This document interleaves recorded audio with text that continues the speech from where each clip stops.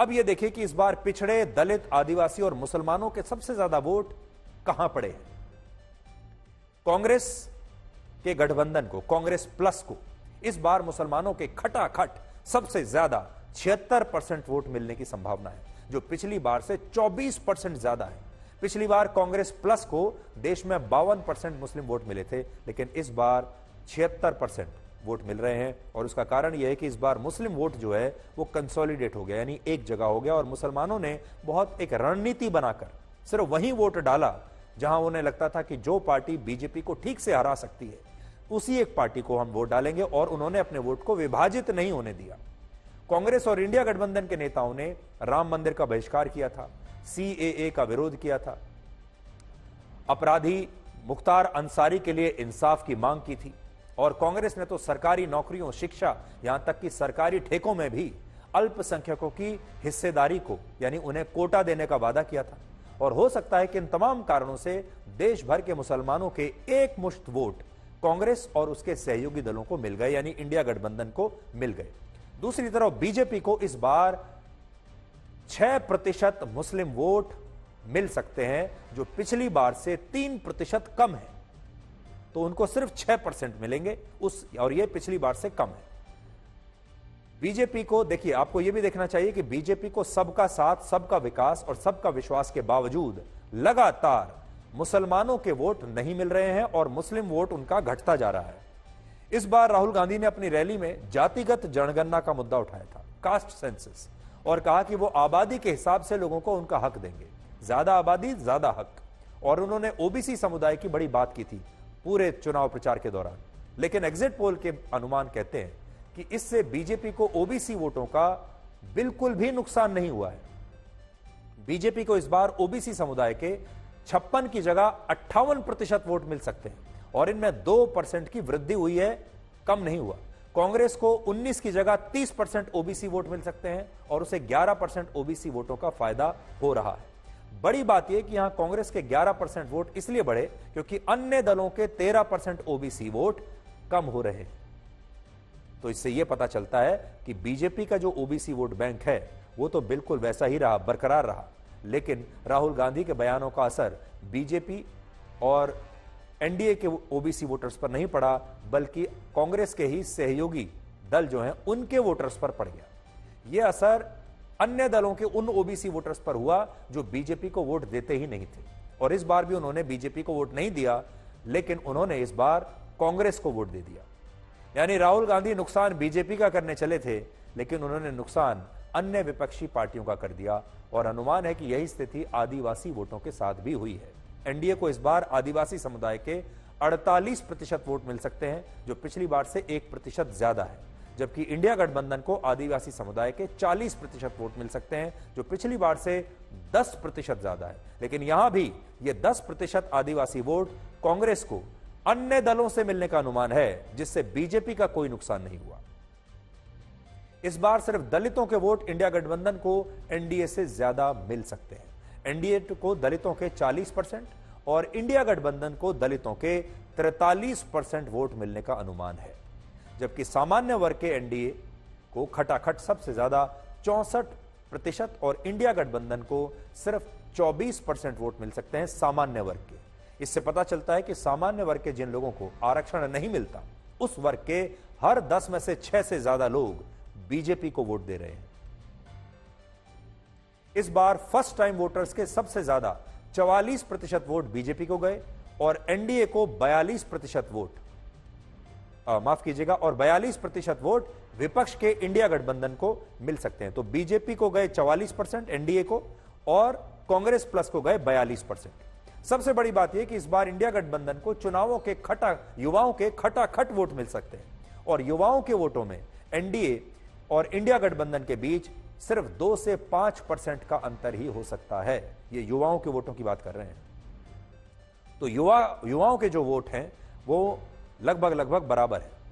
31 से 50 वर्ष, 51 से 60 वर्ष और 61 वर्ष से ज्यादा उम्र के लोगों के सबसे ज्यादा वोट एनडीए को मिल रहे हैं, और इस आयु वर्ग के वोटों में इंडिया गठबंधन एनडीए से बहुत पीछे है।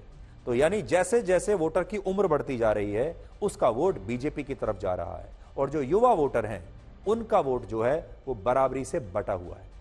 इससे क्या पता चलता है? यह पता चलता है कि जो आजकल के नए युवा हैं, जिनकी उम्र 18, 19, 20, 21, 22 साल है या 25 साल से नीचे नीचे हैं, वो युवा हैं जिन्होंने कांग्रेस का दौर देखा ही नहीं है, जिन्होंने यूपीए सरकार का दौर अगर देखा भी है तो उन्हें अब कुछ याद नहीं है, उन्होंने बचपन में देखा होगा।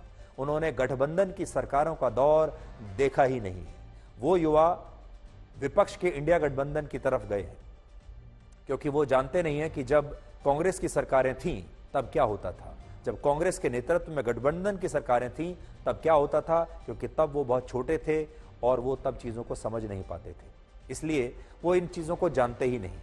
लेकिन जिन लोगों ने कांग्रेस की सरकारों का दौर देखा है, जिन्होंने कांग्रेस की सरकारों के दौर में क्या होता था, जिन्हें आज भी याद है, जो उस समय तक बड़े हो चुके थे, परिपक्व हो चुके थे, उनमें से ज्यादातर लोग अभी सिर्फ और सिर्फ बीजेपी को ही वोट दे रहे हैं, क्योंकि वो उस दौर में दोबारा नहीं जाना चाहते, वो अपनी यादों को दोहराना नहीं चाहते। तो ये अंतर है आज के नए युवाओं में और पुराने लोगों में। इस बार राहुल गांधी ने युवाओं और महिलाओं के बैंक खातों में हर महीने खटाखट 8,500 रुपए देने का, प्रति महीने देने का वादा किया था, लेकिन अनुमान कहते हैं कि इससे बीजेपी को कोई नुकसान नहीं हुआ।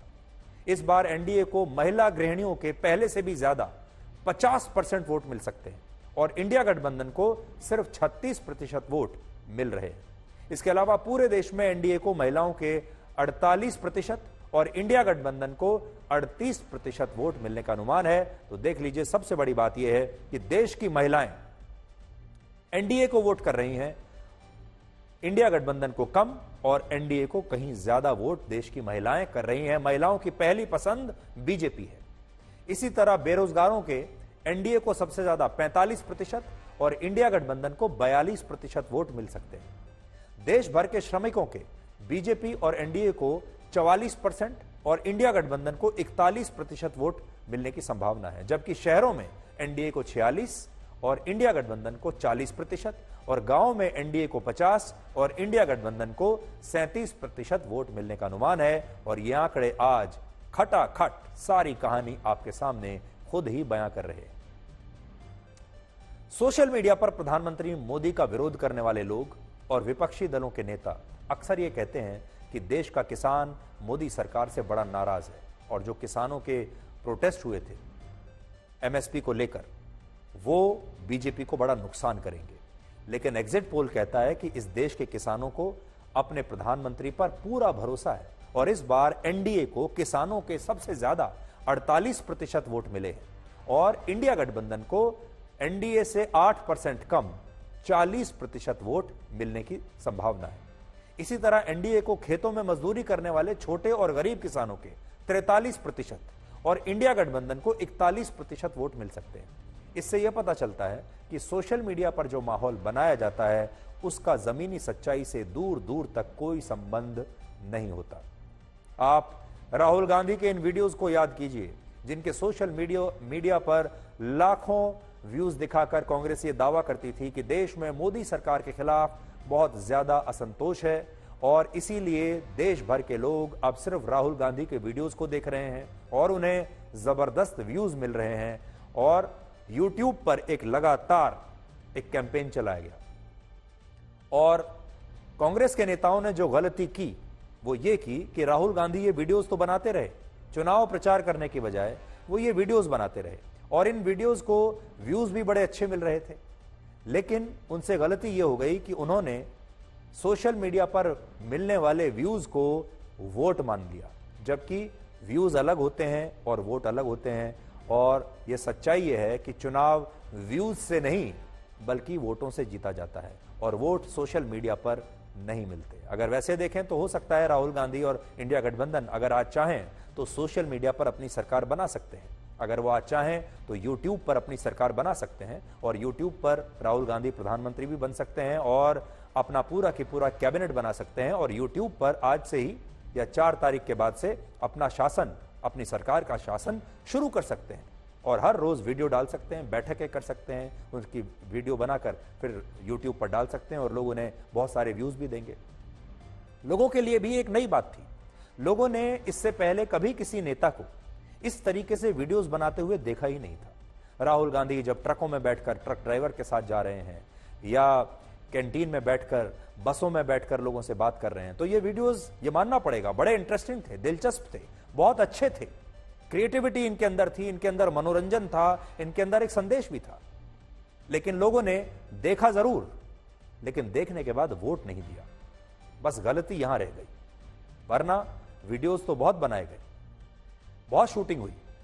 19 अप्रैल को जब चुनाव शुरू हुए थे, तब उससे ठीक 2 दिन पहले 17 अप्रैल को मैंने आपसे इसी शो में कुछ कहा था, और यह कहा था कि सोशल मीडिया के माहौल को जमीनी सच्चाई मानना विपक्ष के लिए सबसे बड़ी गलती होगी, और मेरी यह बात बिल्कुल सही निकली है, और आज इस बात पर मोहर लगती हुई दिख रही है। मैं आज आपको उस दिन का एक छोटा सा वीडियो दिखाना चाहता हूं कि मैंने चुनावों के शुरू होने से पहले तब क्या कहा था, और वो बात आज साबित हो रही है। चुनावी विश्लेषकों के लिए चुनाव बहुत महत्वपूर्ण होगा और बड़ा चुनौतीपूर्ण होगा, जिससे यह तय होगा कि क्या माहौल और जमीनी सच्चाई एक ही है। यानी जो माहौल हम देख रहे हैं, जो हम सुन रहे हैं, जो टीवी पर देखते हैं, जो डिजिटल मीडिया पर देखते हैं, सोशल मीडिया पर देखते हैं, जो बाहर सड़कों पर लोग कह रहे हैं, यह माहौल है। लेकिन जमीनी हकीकत, क्या माहौल और जमीनी हकीकत एक है, या मीडिया और सोशल मीडिया पर चल रहे माहौल के घने बादलों से हम जमीनी सच्चाई को देख ही नहीं पा रहे हैं।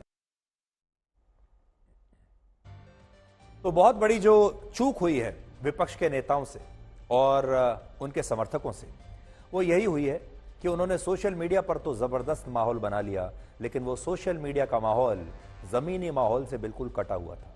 देश के बड़े बड़े न्यूज चैनल्स ने, देश के बड़े बड़े अखबारों के पत्रकारों ने भी वहीं से प्रभावित होना कुछ हद तक शुरू कर दिया था, और एग्जिट पोल के इन अनुमानों से न्यूज चैनल्स की विश्वसनीयता आपके सामने एक बार फिर से उभर कर आई है।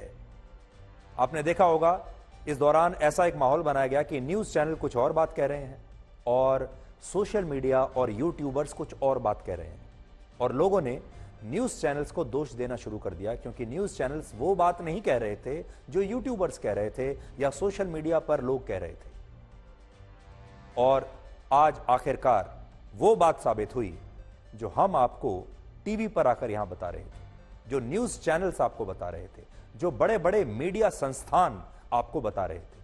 और इससे देश को यह पता चला कि जब हम आपको कोई चीज बताते हैं, जब हम आज तक जैसा चैनल जब आपको कोई खबर बताता है, जब हम उसका कोई विश्लेषण करते हैं, तो उसके पीछे हमारा पूरा न्यूज रूम होता है, हमारा एक प्रोसेस होता है, एक प्रक्रिया होती है, हमारे पास एक लंबी चौड़ी टीम होती है जो उस खबर पर काम करती है, उस विश्लेषण पर काम करती है, और हम सब कुछ देखकर, सोचकर, समझकर आपके लिए कोई खबर लाते हैं, और वो खबर सच्ची होती है।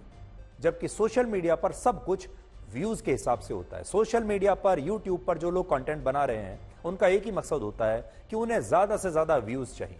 हमारा ये मकसद नहीं है। हमारा मकसद होता है हमें ज्यादा से ज्यादा आपका विश्वास चाहिए, हमें अपनी विश्वसनीयता आपके सामने रखनी है। आप हमारे पास इसलिए आते हैं क्योंकि आपको हम विश्वसनीय लगते हैं। जबकि सोशल मीडिया पर जो कंटेंट बनाया जा रहा है या यूट्यूब चैनल्स पर जो बनाया जाता है, उसमें वो प्रक्रिया नहीं है, वो प्रोसेस नहीं है। उसमें एक या दो लोग होते हैं और उन्हें जो ठीक लगता है वो आपके सामने पेश कर देते हैं, और जिसमें अगर व्यूज के लिए किसी जीतती हुई पार्टी को हारता हुआ भी दिखाना पड़े तो ऐसे किया जाता है, जबकि न्यूज चैनल्स में ऐसा नहीं होता। और इसीलिए न्यूज चैनल्स और आज तक जैसे चैनल खास तौर पर, उनकी विश्वसनीयता आज भी इतनी अच्छी है और इतनी ऊंची है। अब आपको यह समझ में आया होगा। तो बहुत बड़ी बात जो देश के लोगों को सबक लेना है जिससे, वो यही है कि YouTube पर आप जो कुछ देखते आए इतने महीनों से, सोशल मीडिया पर जो आप देखते आए उतने महीनों से, वो सच नहीं था। कम से कम एग्जिट पोल तो यही बता रहे हैं। बाकी जो पूरा सच है वो आपको 4 जून को पता चल जाएगा।